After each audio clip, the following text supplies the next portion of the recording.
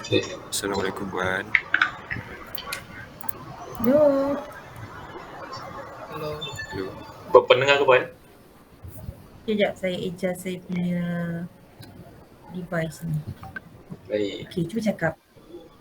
Hello. Assalamualaikum Puan. Hello. Salam. Kejap macam suara tak clear. Tapi suara Puan clear lah Puan. Itulah suara kurang tadi tak apa clear. Sekarang dah better. Okay. Okay. Kita orang dah boleh mulakan? Alright, boleh. Saya mula dia Puan. Okay, Assalamualaikum. Kami dari kumpulan Tesla di bawah subjek soft skill bersama Puan Anita. Jadi kami bersama Puan Hajar Faridah merupakan ketua bahagian kaunseling dan Itu salah tu. itu info lama tu. Oh ya ke? Kita orang ikut kad je. Oh, Salah. Oh, kad tu kad lama. Sekarang bukan bahagian kaunseling, sekarang pusat sejahtera. Dan saya bukan ketua. sekarang Pusat Pusat Sejahtera. Sekarang pusat sejahtera Jabatan Hak Pelajar dan Alumni. Saya merupakan pegawai psikologi lah, ataupun kaunselor di kampus Pekan. Bukan ketua. Psikologi. Marah nanti orang lain. So Puan merupakan pegawai psikologi UMP Ya, saya pegawai psikologi kampus Pekan. Okey. Saya mula balik boleh? Boleh. Ni awak record ni untuk you je kan? You nanti nak kena writing kan? Yeah. Yes. Tak payahlah nak rewind balik kan, teruskan aja. So nanti masa writing you betulkan lah. Okay, betul. Okey. So saya teruskan je Ya, silakan. Okey, terima kasih. Jadi hari ini kami ingin membincangkan tentang kurang keyakinan diri dalam kalangan pelajar. Jadi kami di sini ingin bertanyakan beberapa soalan kepada Puan Faridah tentang tajuk yang berkaitan. Jadi saya mulakan dengan soalan yang pertama. Apa pengalaman Puan mengenai pelajar yang mengalami masalah kekurangan keyakinan diri? Pengalaman Okay. Ya. Okay, first of all, Bismillahirrahmanirrahim. Assalamualaikum warahmatullahi wabarakatuh. Okay, thank you very much for inviting me. Thank you. Siapa tadi nama dia? Suhail, Daniel dengan Aziz. Okay. So, bila tanya pasal pengalaman tentang keyakinan diri ni, saya rasa terlalu banyak lah. Sebab saya pun dah bekerja di UMP ni since 2004 kan. So maksudnya tahun ni kalau ikutkan 20 tahun lah. Tapi secara rasmi ataupun tetapnya 19 tahun. Tahun depan baru cukup 20 tahun lah. Tapi saya dah berada di UMP ni since 2004. Okay, so bila cakap pasal keyakinan diri ni, first kita nak kena faham it's something yang very subjective. Okay, bila kita cakap pasal keyakinan diri ni sangat subjektif sebab keyakinan diri ni kadang-kadang dia bukan hanya sekadar tidak yakin tentang fizikal, okay. Dia mungkin juga tidak yakin dengan perbandingan akademik, okay, latar belakang pendidikan, okay. Begitu juga mungkin dia punya keyakinan diri tu mungkin berkait dengan aktiviti-aktiviti sosial. Maksud saya kat sini ada setengah-setengah pelajar dia hilang keyakinan diri kerana fizikal dia kan. Mungkin dia merasakan dia punya fizikal tu kurang daripada orang lain. Mungkin dia rasa dia tak cukup handsome kan, ataupun mungkin dia rasa dia hitam sangat, dia putih sangat, dia rendah, dia tinggi, apa sajalah yang berkait dengan fizikal kan. Lepas tu dalam masa yang sama bila kita sebut pasal pengalaman keyakinan diri ni juga dia berkait dengan akademik. Kalau dulu pelajar-pelajar lepasan poli dia ada sedikit rasa rendah diri berbanding dengan keyakinan diri ni berbanding dengan pelajar matrik. Sebab kita dimomokkan budak yang masuk matrik tu lagi pandai daripada masuk poli kan. Lepas tu budak STP, pelajar lepasan STP masuk ke ijazah pun dia ada rasa orang kata rendah diri berbanding dengan matrik. Tapi hakikatnya itu adalah apa yang dipikirkan kat dalam kepala masing-masing lah. Lepas tu saya kata dia sangat subjektif. Orang tu rendah diri ke tidak bergantung pada penerimaan diri dia. Macam mana dia interpret diri dia tu, dia nak membandingkan dengan melihat kekurangan ataupun dia nak membandingkan untuk mengikut apa yang orang lain yang lebih pada dia.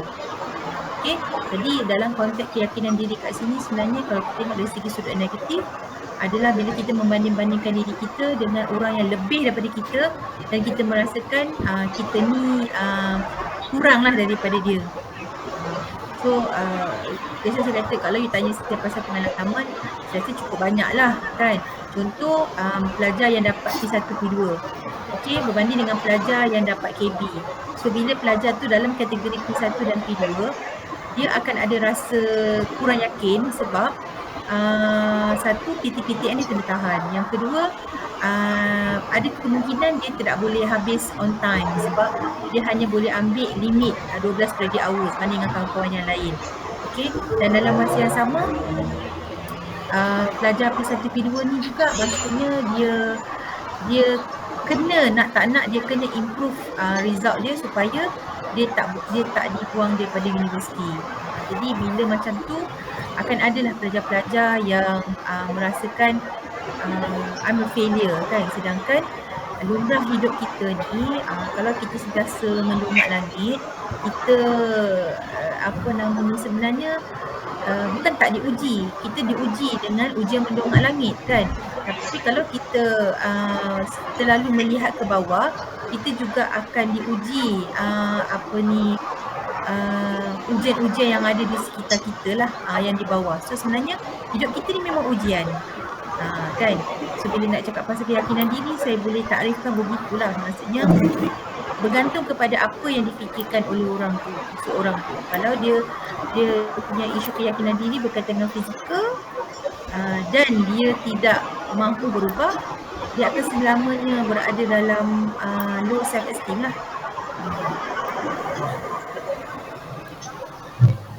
Itu saja Puan. Terima kasih Puan terhadap jawapan yang sangat bermanfaat bagi kami. Soalan seterusnya saya Demaris, saya mau tanya, bagaimana pihak universiti menengahkan isu kekurangan keyakinan diri terhadap pelajar? Okey, sebab itulah saya highlightkan tadi pasal P1, P2 kan. So ini antara yang kita nampak golongan-golongan yang perlu dibantu, perlu diberi sokongan supaya mereka ni tak berhenti separuh jalan lah. Okey. Begitu juga bila kita tengok dari sudut akademik bila kita tengok pelajar-pelajar yang extend. Okey, pelajar-pelajar yang jadi super senior kan, kita ada beri pelbagai bentuk bantuan kewangan macam zakat, macam bantuan yuran kepada pelajar supaya kita tak nak pelajar menjadi sebab dia putus harap kan, dia rasa down, dia rasa rendah diri sehingga dia tak sempat habis belajar lah, maksudnya dia quit in the middle of the study kan. So itu antara yang saya nampak bukti bahawa universiti memandang serius isu keyakinan diri tu. Sebab itulah kita diberikan tugas kepada kaunselor untuk memanggil pelajar-pelajar yang mendapat pencapaian rendah ni untuk kita bantu dan kita naikkan semangat dia. Okay, and then dalam masa yang sama juga bila kita kata pasal keyakinan diri, kita tak ada spesifik program lah sebenarnya yang kata bercakap tentang ni. Tapi saya nampak lebih kepada kalau part saya lah as a counsellor, sebenarnya kita lebih try to reach out the students. Okay, apa juga aktiviti program kita buat tu, kita harap students akan join macam klinik kaunseling dan sebagainya. Kat situlah kita boleh dapat orang kata apa, berinteraksi directly. Okay, hari terbuka ke apa ke. Jadi selain daripada tu, saya nampak faktor lain yang boleh menyokong mereka-mereka ni adalah kawan, peer support. Okay, so bila ada bantuan daripada rakan-rakan kan yang orang kata apa, sokong pelajar-pelajar yang ada kurang keyakinan diri ni, dengan harapan dia tak rasa tersisih lah kan. Dia rasa dia ada rakan yang memahami dan membantu dia. Baik. Terima kasih. Dan untuk soalan yang seterusnya, saya ingin bertanya, bagaimanakah ibu bapa ataupun pihak yang berkaitan dapat membantu untuk menyokong para pelajar untuk membaiki keyakinan diri dalam pembelajaran? Okey, kalau keyakinan diri dalam pembelajaran, of course lah peranan mak ayah ni lebih kepada sokongan kewangan. Okey, sebab main point ataupun isu utama pelajar bila belajar ni adalah kekangan kewangan kan. Sebab you all tak boleh nak bekerja sepenuh masa sebab you all belajar. Jadi bila family boleh support dari segi financial, especially mereka yang extend. Lepas tu saya kata tadi, bila you tanya saya pasal keyakinan diri, dia mungkin ada dua golongan yang terkait lah. Satu, pelajar, kalau bercakap tentang akademik pelajar yang dapat low achievers P1, P2 ni, dan juga pelajar yang extend. Sebab pelajar extend dia memang dah tak ada penaja lah sebab dia dah extend kan. Jadi keluarga boleh bagi sokongan dari segi kewangan dan juga sokongan dari segi emosi. Sebab kita tak boleh nak membandingkan orang ni dengan orang tu. Setiap orang tu ada dia punya kelebihan dan ada dia punya kekurangan. Okey, mungkin dalam adik-beradik ni mungkin yang si A yang sulung contohlah abang yang sulung mungkin dia very excellent. Okey, tapi mungkin yang si adik ni dia biasa-biasa je result dia. Tetapi kita kena faham bila berkait dengan keyakinan diri ni, kalau kita tak bantu ataupun sokong, lama kelamaan dia boleh sehingga menyebabkan seseorang tu terjebak ataupun bukan terjebak lah, mendapat dari segi isu mental health, dan juga mungkin boleh sampai tahap terlibat dengan salah laku jenayah. Sebab bila orang yang ada low self esteem ni, dia akan mencari siapa yang menerima dia. Maksudnya as a student, mungkin dia akan kawan, instead of dia kawan dengan kawan-kawan yang baik-baik kan. Sebab kawan yang baik-baik, kawan nerd ni semua tak join dia kan, tak terima dia. Dia akan cari orang-orang yang nakal-nakal ni. So nakal-nakal ni pun dia ada banyak kan. Kadang-kadang mungkin nakal-nakal sikit, kadang-kadang nakalnya sampai tahap ajar dia smoking, ajar dia ambil drugs kan, ajar dia bersosial yang melampau batas kan. Jadi dia akan bila tak ada sokongan daripada keluarga, sokongan daripada pihak-pihak yang berkaitan, orang-orang macam ni dia akan mudah give up, dan dia rasa tak ada keberhasilan pun untuk dia berada di UMP lah for example Terima kasih Puan atas jawapan Puan. Dan ini soalan terakhir untuk kami. Okey. Daripada pendapat Puan sendiri terhadap individu yang ada kurang keyakinan diri, apa langkah yang terbaik yang boleh mereka ambil untuk mengatasi masalah ini? Mereka tu refer to mereka yang ada low self esteem ni lah. Ya, betul. Dalam pelajar. Dalam akademik ke?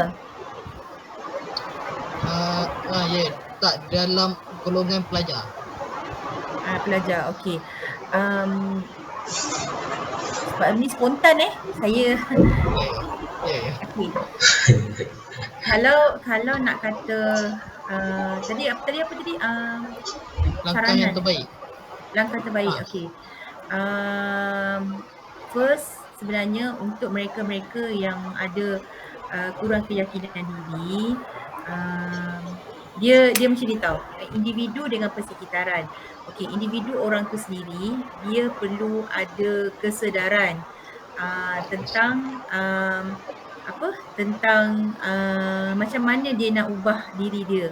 Okey, kalau orang tu sendiri dia hanya memikirkan tentang kekurangan tapi tidak langsung melihat kelebihan, dia memang tak akan pergi ke mana. Maknanya keyakinan diri tu sampai bila-bila lah dia akan berada di situ. Tapi kalau dia melihat kekurangan itu sebagai asbab untuk dia berikhtiar, dia berusaha, sebenarnya dia juga boleh berjaya. Okey, sebab kita ni manusia, memang kita dilahirkan takkan sempurna. Kita akan ada kelebihan, dalam masa sama kita ada kekurangan. So sekarang ni as individu, dia kena tengok kelebihan.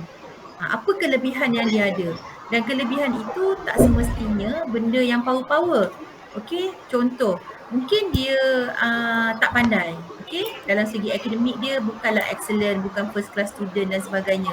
Tapi dia ni adalah orang yang setiap waktu adalah muka kat masjid. Okey, dia lah orang yang bila diperlukan bantuan tenaga, dialah yang ke depan. So bila kita merasa kita ada kelebihan, dan kelebihan itu yang kita gunakan untuk menampung diri kita, insya-Allah kita boleh keluar daripada kepompong rasa rendah diri itu. Dari persekitaran, tadi saya cakap pasal individu, orang tu sendiri.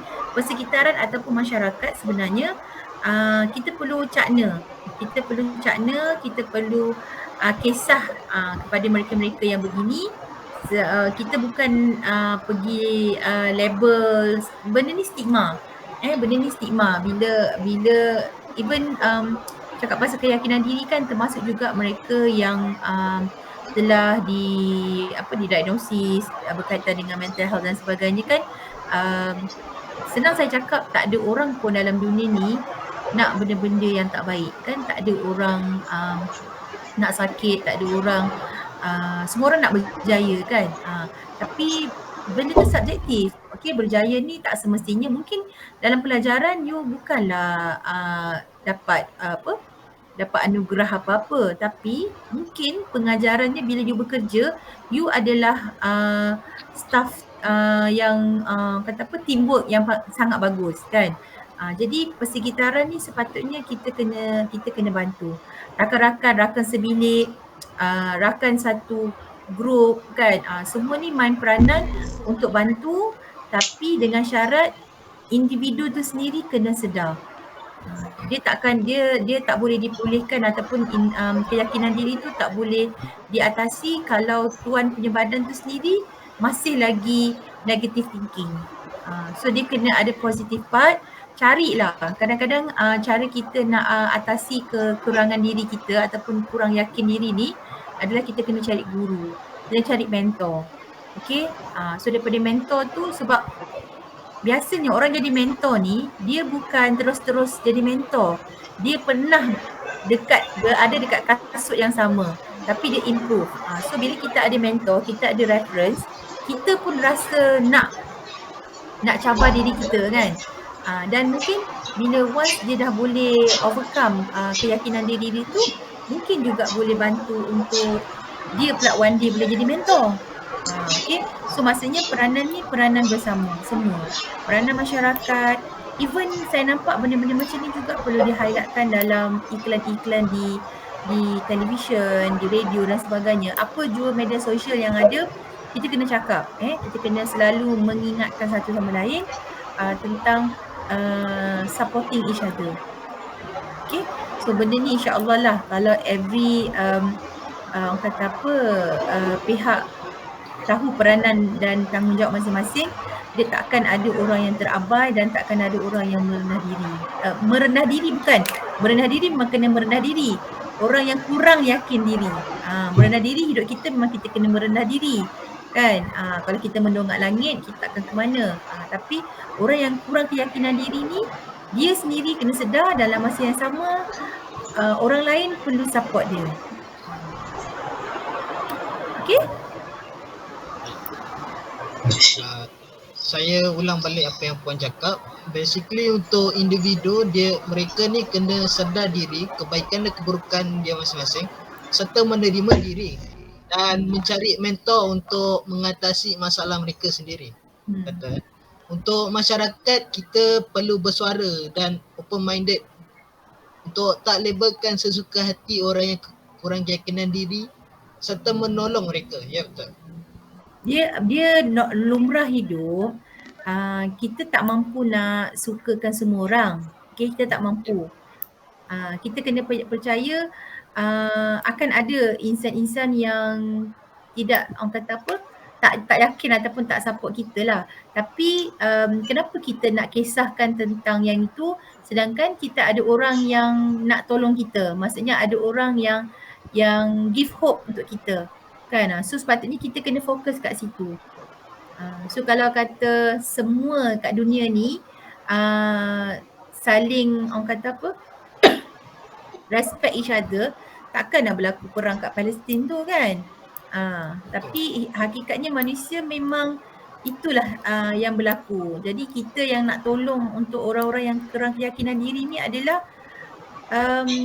banyak cara. Kita boleh buat dalam bentuk macam ni, maksudnya rakam video dan sebagainya. Mungkin juga kita boleh buat dalam bentuk tulisan. Okay, kita juga mungkin boleh buat dalam bentuk lakonan iklan dan sebagainya. Termasuk juga apa namanya, komik ke apa ke yang menyasarkan ataupun menyeru kepada benda-benda yang baik, kan, nak bantu mereka ni. Okey? Okey, terima kasih Puan kerana sudi bersama kami dalam sesi interview paling kali ini. Sama. Dan itu sajalah daripada grup kami Tesla. Nak banyak-banyak asal korang pilih Tesla Dia suruh pilih nama jenama apa tak? Oh ya ke? Okey. Alright. Sebanyak, Puan. All the best. Harap-harap membantulah apa yang saya cakap tadi untuk you all punya tugasan. InsyaAllah. Okay. Terima kasih Puan. Assalamualaikum. Salam.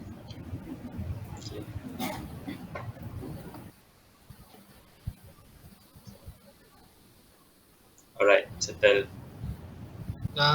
Video tu hantarlah kat mana Kang?